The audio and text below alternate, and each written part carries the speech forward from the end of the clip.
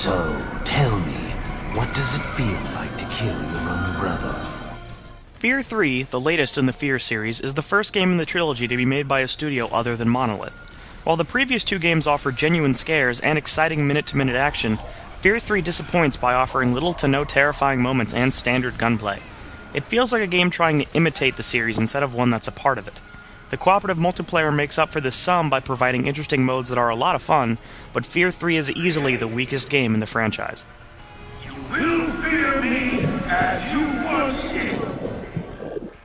Picking up some time after the events of the previous games, Alma, the supernatural little girl who leaves nothing but death and destruction in her wake, is pregnant. With her about to give birth to something that could spell disaster for humanity, Point Man, the silent protagonist from the original F.E.A.R, along with his deranged ghost brother Paxton Fettel, the main antagonist from the original F.E.A.R, must find Alma and put a stop to her child's birth. Considering that the main storyline of the game involves hunting down a pregnant demon child, it's odd then that the story here feels so predictable. There are no real twists or exciting developments throughout the 6 to 7 hour campaign. It also lacks any real scares. There are some moments of genuine creepiness, like when seeing Alma out of the corner of your eye, but they come rather infrequently. Fans of the franchise may appreciate the game's attempt to flesh out the history of the two brothers, but the story in F.E.A.R 3 is weak overall and has a rather unsatisfying ending. While you do get to play through the campaign as both characters, the game requires you to complete a level first as Point Man before the option to choose becomes available. When playing as Point Man, you'll be playing a pretty standard first-person shooter. Movement feels stiff at first, and the default controller layout takes some getting used to, but it won't take long before you're running and gunning with relative ease. There's nothing wrong with the gunplay in practice, it just does nothing to stand out. You can perform various melee attacks like a sliding kick, but they're usually not very effective. As Point Man, you also get the ability to temporarily go into a slow-motion state and take out multiple enemies quickly, and while this can be helpful, it's nothing new. The gameplay does get a bit more interesting when playing as Fettel. Since he is a ghost, Fettel can possess most enemies, which puts you in their shoes with whatever weapons they were carrying. He can also shoot blasts of energy out of his hand and lift enemies in the air to make shooting them easier. The possession mechanic is neat at first, allowing you to cross distances quickly and flank enemies more easily, but since you just switch back to the normal shooting upon possession, the mechanic loses its impact after a while.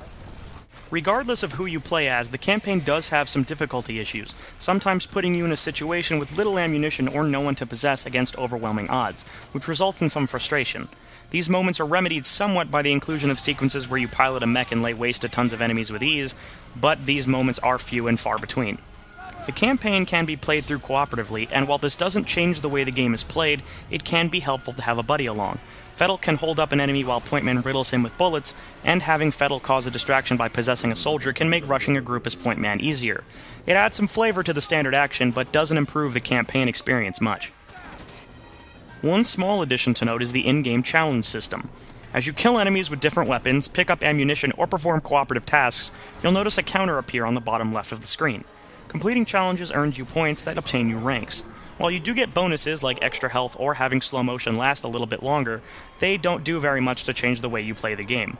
When playing co-op, whichever player has the better score will affect which unsatisfying ending is seen, but this challenge system is a rather pointless addition. While the campaign may be lacking, it's the 4-player cooperative multiplayer that saves F.E.A.R 3 from being a total disappointment.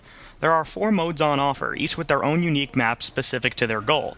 Contractions, which is similar to Nazi zombies from Call of Duty, has you surviving waves upon waves of enemies, leaving the safety of your main base to collect weapon crates to beef up your arsenal. Then there's Soul Survivor, which casts one player as a Spectre with the goal of downing and converting the other 3. The third mode is Soul King, which is a competitive mode where all players are Spectres trying to obtain the most souls by round's end. Finally, there's the appropriately named Fucking Run, which has you and your teammates running for your lives from checkpoint to checkpoint with a massive cloud of death hot on your heels. Each mode is a ton of chaotic fun, with everyone scrambling to find ammo and survive the onslaught of enemies. It's here that F.E.A.R 3 really shines. Matchmaking can be an issue, with the game attempting to join a game indefinitely, forcing you to return to the dashboard, but it's a small price to pay once you've started playing. With only 3 maps per mode, it's uncertain if the multiplayer will have any long-term staying power without significant post-launch support, but it can't be denied that the content on the disc is a hell of a lot of fun. It should be noted, however, that both Soul Survivor and Fucking Run are only available if you buy the game new. F.E.A.R 3 is not a bad-looking game, but it certainly is not the best either. Its tech looks slightly dated, though most of the game is so dark it's hard to notice these flaws. Hitches while the game is loading happen often, but it's a minor blemish. One thing F.E.A.R 3 has a lot of is gore. Walls are covered in blood, enemies lose limbs, and even explode into a cloud of red goop when killed with certain weapons. However, the gore can border on the level of ridiculous, especially when a soldier with no face is still fighting as normal and shouting orders. Sound itself is fine, with good weapon effects and solid voice acting, although the audio mixing itself is sloppy, with dialogue often being drowned out by other sound effects and music.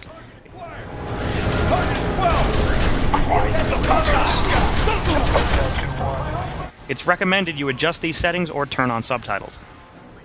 F.E.A.R 3 is a disappointing F.E.A.R game, falling on standard shooting mechanics and lacking the scares that made the previous games so memorable. If you're interested in playing through it just to see how the trilogy concludes, then rent it, beat it, and return it. However, if you have a few friends and want to play some exceptionally fun multiplayer, F.E.A.R 3 just might be worth a purchase.